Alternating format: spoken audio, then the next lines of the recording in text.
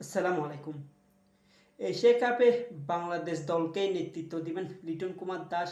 আমরা জানি অতীতে তার নেতৃত্বে আমরা অনেকগুলো সিরিজ জিতেছি এবং বিশেষ করে শেষ ২টা সিরিজে কিন্তু আমরা জয়লাভ করেছি। পাকিস্তান এবং শ্রীলঙ্কায় প্রথমবারের মতো দল দুইটাকেই আমরা সিরিজ হারিয়েছিলাম। এর আগে আমরা ওয়েস্ট ইন্ডিজের মাটিতে ওয়েস্ট ইন্ডিজকে ৩-০ ব্যবধানে হারিয়েছি ২০২৪ সালে শেষের দিকেই, অর্থাৎ ডিসেম্বরে আমরা ওয়েস্ট ইন্ডিজের মাটিতে হারিয়েছিলাম ৩-০ ব্যবধানে। সেক্ষেত্রে বাংলাদেশ দল যদি এশিয়া কাপে ভালো করে, তাহলে বিশেষ করে লিটন কুমার দাসকে অবশ্যই ফর্মে থাকতে হবে, নিয়মিত ভালো খেলতে হবে। এই নয় যে এক ম্যাচ ভালো খেলবে, ২ ম্যাচ খারাপ খেলবে।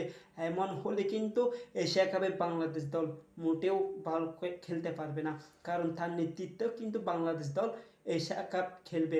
সেক্ষেত্রে যদি অধিনায়ক যদি ভালো খেলে, তাহলে অন্যান্য প্লেয়াররা ভালো খেলবে, একটা আত্মবিশ্বাস হবে। হ্যাঁ, অধিনায়ক লিটন কুমার দাস তিনি ভালো খেলতেছে না, তাদের উপর বাড়তি প্রেশার পড়বে না যারা অন্যান্য প্লেয়ার আছে।